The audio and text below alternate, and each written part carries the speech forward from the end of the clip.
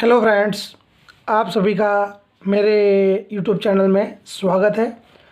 आज हम गुजरात माध्यमिक और उच्चतर माध्यमिक शिक्षा बोर्ड कक्षा 12 हिंदी मीडियम विषय वाणिज्य व्यवस्था, जिसके अंदर चैप्टर नंबर 6 मार्गदर्शन, जिसमें आज हमारा जो चर्चा का विषय है उसका नाम है नेतृत्व, जिसे अंग्रेज़ी में लीडरशिप के नाम से भी जाना जाता है। तो आज हम नेतृत्व के बारे में पढ़ने वाले हैं। तो सबसे पहले नेतृत्व के बारे में जानने का प्रयत्न करते हैं। जहाँ व्यक्तियों का समूह होता है वहाँ पे नेतृत्व का प्रश्न पैदा होता है। बात तो एकदम सही है मित्रों। जहाँ जहाँ व्यक्तियों का समूह होता है वहाँ वहाँ नेतृत्व का प्रश्न पैदा हुआ देखने को मिलता है। इकाइयों के अंदर कर्मचारियों का जो समूह होता है वह समूह कार्य करता है। तो कर्मचारियों का जो समूह होता है उस समूह को नेतृत्व प्रदान किया जाता है। नेतृत्व यह परस्पर प्रोत्साहित करने की प्रक्रिया मानी जाती है। नेतृत्व के द्वारा इकाई में काम करने वाले जो कर्मचारी होते हैं उन कर्मचारियों को हम प्रोत्साहित कर सकते हैं। नेतृत्व के द्वारा ही व्यवस्था तंत्र की जो कार्यक्षमता होती है उस कार्यक्षमता में वृद्धि की जा सकती है। इसके अलावा नेतृत्व यह व्यवस्था तंत्र के ढांचे को जीवंत रखने का काम करता है।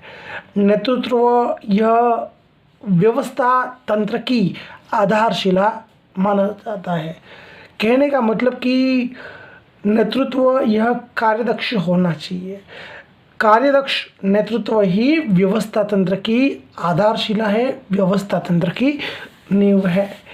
नेता अपनी मनोवृत्ति और व्यवहार के द्वारा समूह के अन्य सदस्यों के प्रयत्नों को निश्चित दिशा देने का काम करता है।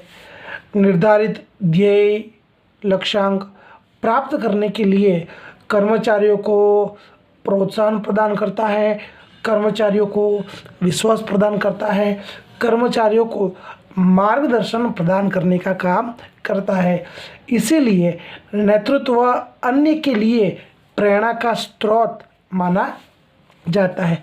दोस्तों, हम नेतृत्व का अर्थ जानने का प्रयत्न करते हैं। तो आइए दोस्तों देखते हैं नेतृत्व का अर्थ।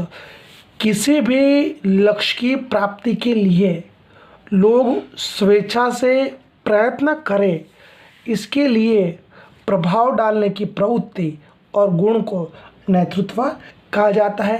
रिपीट करते हैं, किसी भी लक्ष्य की प्राप्ति के लिए लोग स्वेच्छा से प्रयत्न करें, इसके लिए प्रभाव डालने की प्रवृत्ति और गुण को नेतृत्व कहा जाता है।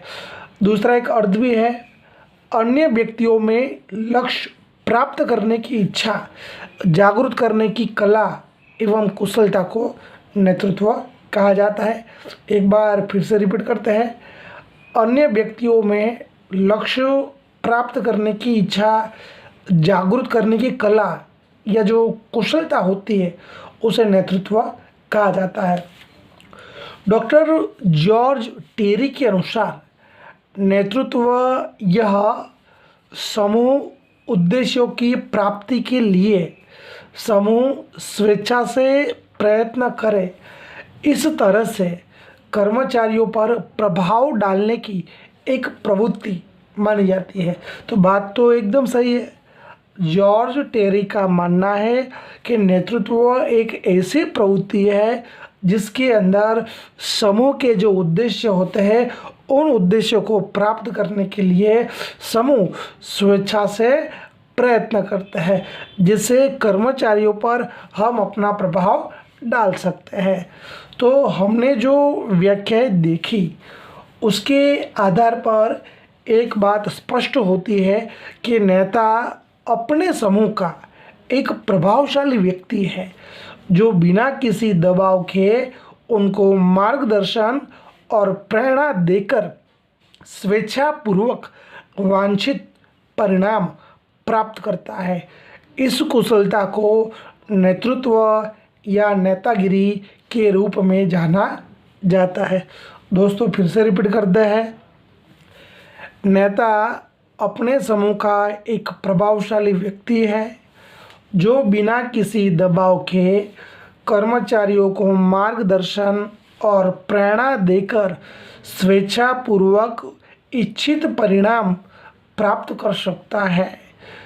इस कुशलता को नेतृत्व या नेतागिरी के रूप में जाना जाता है।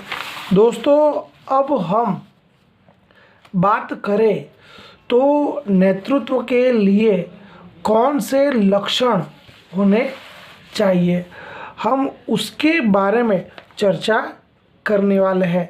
तो सबसे पहला लक्षण है अधीनस्थों का अस्तित्व।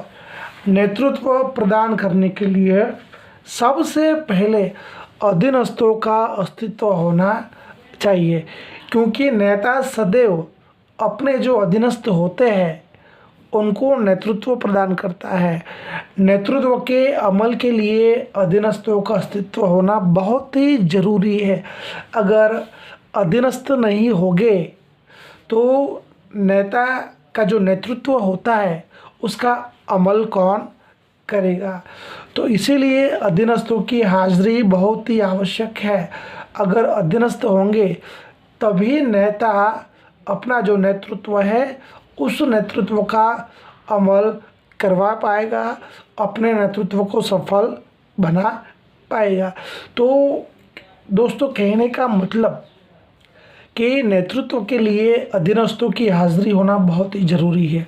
अगर अधीनस्थ ही नहीं होंगे तो नेतृत्व का तो प्रश्न ही उपस्थित होता नहीं है। दूसरा है निरंतर प्रक्रिया। नेतृत्व को निरंतर प्रक्रिया कही जाती है। जब तक इकाई का अस्तित्व रहता है तब तक अधीनस्थों को नेतृत्व प्रदान करना पड़ता है। नेता की स्वीकृति अधीनस्थों के द्वारा होनी चाहिए। बात तो सही है, अगर कोई भी नेता होता है उसे अगर अधीनस्थ स्वीकार नहीं करते तो उस नेता का नेतृत्व असफल हो जाता है। नेतृत्व को सफल बनाने के लिए अधीनस्थों की स्वीकृति होना बहुत ही आवश्यक है। जब अधीनस्थों के द्वारा नेता को स्वीकार किया जाता है तभी उसका नेतृत्व सफल बनता है। नेता अधीनस्थों को मार्गदर्शन देता है जिसकी वजह से अधीनस्थ उसके मार्गदर्शन का अनुसरण करने का प्रयत्न करते हैं। तो इस प्रकार से यह प्रक्रिया चलती रहती है। जब तक इकाई रहती है तब तक अधीनस्थ रहता है और जब तक अधीनस्थ रहता है तब तक नेतृत्व रहता है। तो कहने का मतलब कि नेतृत्व की प्रक्रिया लगातार चलती रहती है। तीसरा लक्षण है नेतृत्व की स्वीकृति। तो दोस्तों नेतृत्व करने के लिए नेतृत्व की स्वीकृति होना भी बहुत ही आवश्यक है। नेतृत्व के लिए नेता और अधीनस्थ दोनों की हाज़िरी आवश्यक है। अगर नेता हो लेकिन अधीनस्थ ना हो तो भी नेतृत्व सफल नहीं हो सकता। उसी प्रकार से अधीनस्थ हो और नेता ना हो तो भी नेतृत्व सफल हो सकता नहीं है। नेतृत्व को सफल बनाने के लिए नेता और अधीनस्थ दोनों की हाज़िरी आवश्यक है, दोनों की उपस्थिति आवश्यक है। नेता के द्वारा जो भी नेतृत्व प्रदान किया जाता है उसकी स्वीकृति, उसका स्वीकार उसके अधीनस्थों के द्वारा होना चाहिए। नेता के द्वारा जो भी अधीनस्थों को मार्गदर्शन दिया जाता है उसके हिसाब से ही अधीनस्थ उसका अनुसरण करने का प्रयत्न करते हैं और नेतृत्व को सफल बनाने का काम भी कर सकते हैं। चौथा लक्षण है अनौपचारिक और प्रभाव डाल सके ऐसे संबंध। नेता औपचारिक रूप से समूह का मुखिया माना जाता है या प्रमुख माना जाता है। नेता को औपचारिक रूप के अलावा अनौपचारिक रूप से भी अपने परिचय में आने वाले जो व्यक्ति होते हैं उन व्यक्तियों के व्यवहार पर वो अपना प्रभाव डाल सकता है। इसीलिए नेता को उनको लक्ष्य प्राप्त करने के लिए उनको प्रेरित करना पड़ता है। तो कहने का तात्पर्य यह है दोस्तों कि नेता को अपने संपर्क में आने वाले जो भी व्यक्ति होते हैं उन व्यक्तियों के व्यवहार पर अनौपचारिक रूप से अपना प्रभाव, अपना एक इमेज पैदा करना पड़ता है, जिसकी वजह से वे लोग लक्ष्य को प्राप्त करने के लिए, लक्ष्य को पूर्ण करने के लिए प्रेरित होते हैं। तो ये भी ज़रूरी है कि नेता का अपने संपर्क में आने वाले लोगों के साथ अनौपचारिक और प्रभाव डाल सके ऐसे संबंध होने आवश्यक है, तभी नेतृत्व सफल हो सकता है। अगर नेता प्रभाव डाल सके ऐसे प्रभावशाली संबंध नहीं बना पाता तो वो नेतृत्व कभी भी सफल हो सकता नहीं है। पांचवा मुद्दा है आदर्श व्यक्तित्व। नेता के लिए उसका व्यक्तित्व एक आदर्श होना चाहिए, एक आइडियल होना चाहिए। नेता को अपने आचरण के द्वारा या व्यवहार के द्वारा अपने अधीनस्थों को प्रभावित करने का काम करता है। इसलिए नेता को अपना व्यक्तित्व बहुत ही अच्छा बनाना चाहिए। नेता के अंदर कुछ गुण हमें जन्मजात देखने को मिलते हैं, तो कुछ गुण उनको सीखने पड़ते हैं, कुछ गुण उनको विकसित करने पड़ते हैं। ऐसा गुणवान व्यक्तित्व ही सफल नेतृत्व प्रदान कर सकता है। तो नेता के लिए सबसे ज़रूरी है कि उसका व्यक्तित्व एक आदर्श होना चाहिए। अगर उसका व्यक्तित्व एक आदर्श होगा तभी उसके अधीनस्थ उसके आदर्श पर चलने का प्रयत्न करेंगे, और ऐसा आदर्श व्यक्तित्व रखने वाला नेता ही अपने नेतृत्व को सफल बना सकता है। छठा लक्षण है अभिप्रेरणा। नेतृत्व को सफल बनाने के लिए अधीनस्थों को प्रेरित करना भी बहुत ही ज़रूरी है। अगर नेता अपने अधीनस्थों को प्रेरित करने में असफल होता है तो उसका नेतृत्व कभी भी सफल हो पाएगा नहीं। नेतृत्व की हम बात करें थोड़ा आगे और, तो नेतृत्व का समावेश अधीनस्थों को प्रोत्साहित करने में होने से नेता सबसे पहले अपने अधीनस्थों को मोटिवेट करता है, प्रोत्साहित करता है, और उसकी वजह से जो भी इच्छित परिणाम होते हैं, जो भी इच्छित लक्ष्य होते हैं उनको प्राप्त कर सकते हैं। तो ये भी बहुत ही आवश्यक है कि नेता के अंदर अभिप्रेरणा का गुण होना चाहिए। अगर नेता के अंदर अभिप्रेरणा का गुण है तो वे अपने अधीनस्थों को चाहे कैसे भी हालत क्यों ना हो वो उनको मोटिवेट कर सकता है, वे उनको प्रोत्साहित करता है। वे अपने पूरे समूह को मोटिवेट करके, प्रोत्साहित करके अपना जो टारगेट होता है, अपना जो लक्ष्यांक होता है उस लक्ष्यांक को प्राप्त कर सकता है। लेकिन अगर नेता के अंदर अभिप्रेरणा का गुण ना हो तो वे अपने समूह को, अपने अधीनस्थों को कभी भी अभिप्रेरित नहीं कर पाएगा, मोटिवेट नहीं कर पाएगा, और जो भी अपने टारगेट होते हैं, जो भी अपने लक्ष्यांक होते हैं उसे पूर्ण करने में असमर्थ रहेगा। तो नेता के अंदर अभिप्रेरणा का गुण होना बहुत ही आवश्यक है। उसके अंदर मोटिवेशन की क्वालिटी होना बहुत ही ज़रूरी माना जाता है। इसके बाद है नेतृत्व के लिए हितों की एक सूत्रता भी होना ज़रूरी है। हम बात करें तो नेतृत्व के लिए दो पक्ष होते हैं, एक नेता और दूसरा अधीनस्थ। तो नेता और अधीनस्थ उन दोनों के जो हित होते हैं, उनके जो उद्देश्य होते हैं, उनके उद्देश्यों में एक सूत्रता होनी चाहिए। अगर नेता का उद्देश्य अलग है और उसके अधीनस्थ का उद्देश्य अलग है तो ऐसा नेतृत्व कभी भी सफल हो सकता नहीं है। अगर नेता और उसके अधीनस्थों का हित अलग अलग हो तो ऐसा नेतृत्व प्रभावहीन साबित होता है, निरर्थक साबित होता है। सफल नेतृत्व बनाने के लिए नेता और उसके अधीनस्थों का हित में एक सूत्रता होनी चाहिए। दोनों के हित अलग अलग नहीं होने चाहिए बल्कि एक होने चाहिए, तभी वे अपने नेतृत्व को सफल बना सकते हैं। 8वां जो लक्षण है वो है परिस्थितियों का भी प्रभाव। नेतृत्व को सफल बनाने में कहीं ना कहीं परिस्थिति भी जिम्मेदार होती है। नेता की सफलता का आधार परिस्थितियों पर आधारित होता है। अगर नेतृत्व प्रदान करने वाला नेता अपने सामने जो भी परिस्थितियां पैदा होती है उस परिस्थिति में परिवर्तन करने में सफल है तो वे अपने नेतृत्व को सफल बना सकता है। लेकिन नेतृत्व प्रदान करने वाला नेता उसके सामने जो भी परिस्थिति, जो भी हालात उत्पन्न होते हैं, अगर उसमें वो परिवर्तन नहीं कर सकता है तो अपने नेतृत्व को कभी भी सफल नहीं बना सकता। सफल नेता वही है जो अपने सामने उत्पन्न होने वाली परिस्थितियों को ध्यान में रखकर उसके हिसाब से, परिस्थिति के हिसाब से ढल जाए, अपने नेतृत्व को परिस्थिति के हिसाब से उसे लीड करने का प्रयत्न करें, तो वे परिस्थितियों के प्रभाव को समझ पाएंगे और अपने उद्देश्य को भी सफल बना पाएंगे। तो कहने का मतलब नेतृत्व को सफल बनाने के लिए परिस्थिति जो होती है उसको भी ध्यान में रखना पड़ता है। नेता परिस्थितियों को ध्यान में रखकर ही अपने नेतृत्व को सफल बना सकता है, लेकिन सब नेता पर डिपेंड है।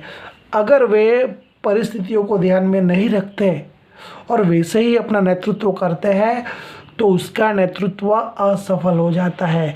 नेतृत्व को सफल बनाने के लिए परिस्थितियों को जानना पड़ता है, समझना पड़ता है और उसके हिसाब से अपने नेतृत्व में परिवर्तन करना पड़ता है, तभी ऐसा नेता सफल बनता है, उसका नेतृत्व सफल बनता है।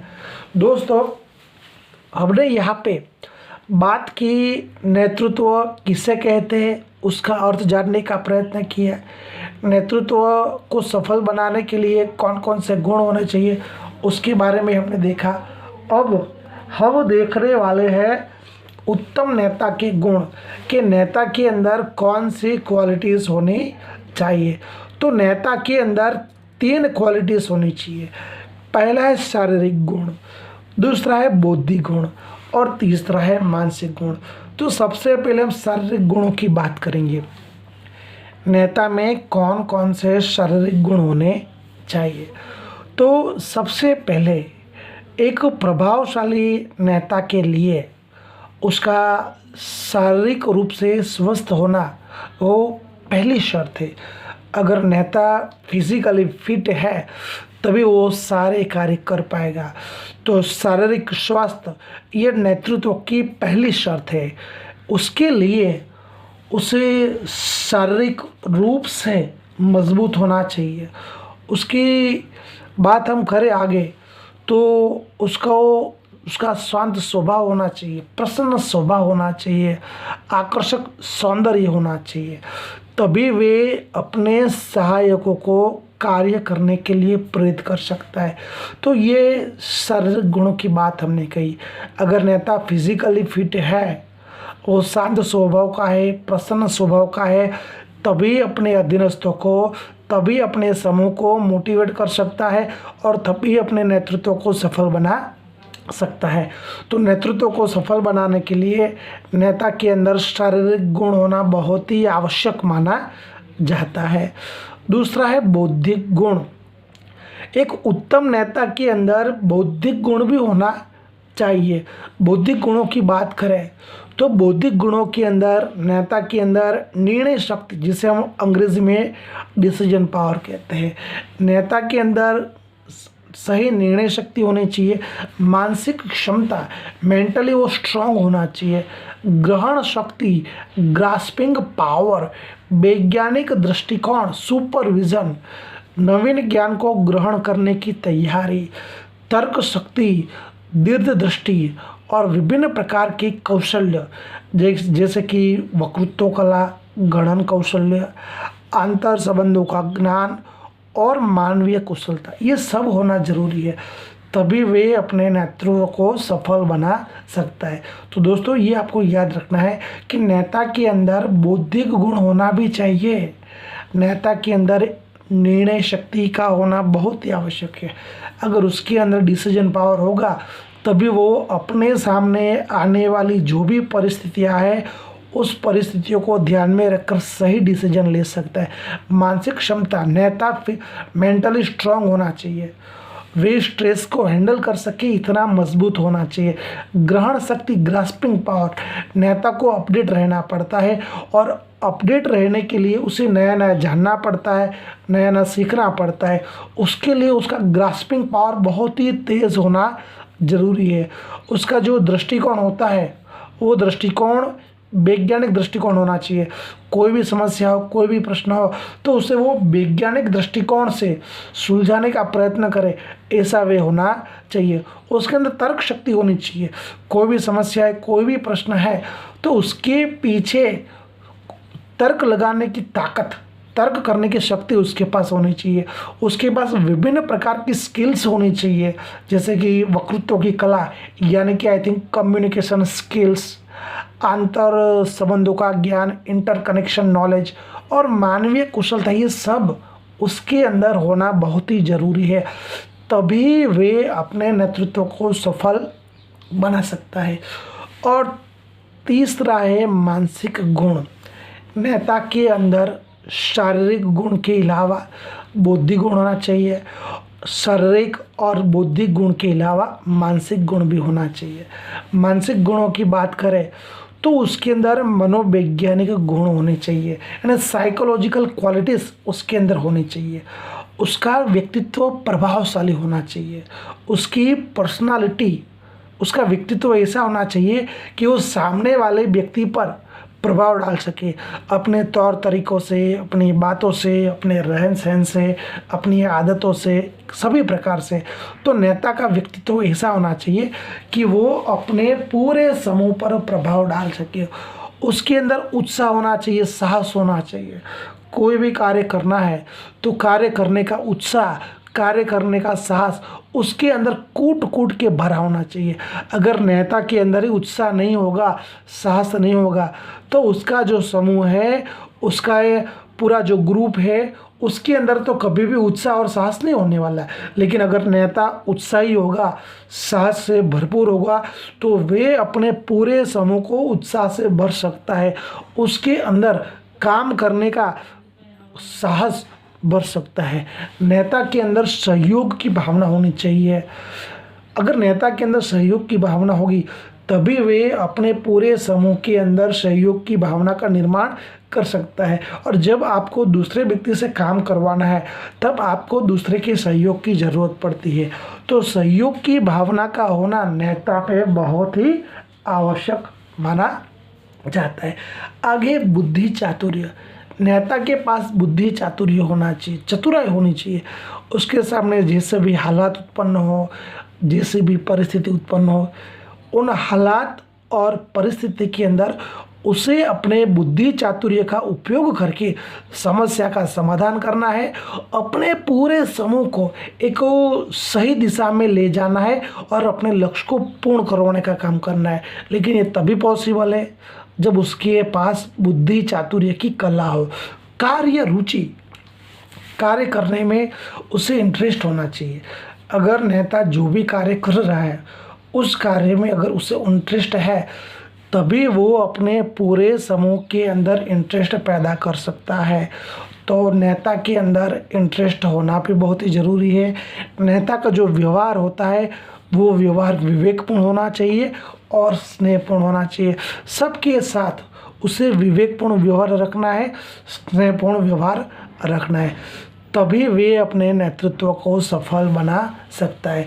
तो दोस्तों आपको ये चीज़ समझनी है कि नेता बनने के लिए व्यक्ति में शारीरिक गुण होने चाहिए, बुद्धि गुण होने चाहिए और मानसिक गुण होने चाहिए। दोस्तों हमने आज के इस वीडियो में नेतृत्व किसे कहते हैं, नेतृत्व की ढेर सारी डेफिनेशन देखी, नेतृत्व के लक्षण कौन कौन से उसके बारे में देखा, और उत्तम नेता के गुण कौन से होते उसके बारे में हमने चर्चा की। दोस्तों, अगर आपको ये हमारा वीडियो पसंद आए उसे लाइक कीजिए, शेयर कीजिए, और हमारा जो ये चैनल है उसे सब्सक्राइब करना न भूलें। आगे के वीडियो में हम आपके सामने फिर से एक नए टॉपिक के साथ उपस्थित होंगे। तब तक जय हिंद, जय भारत, वंदे मातरम, भारत माता की जय। धन्यवाद। अस्तु।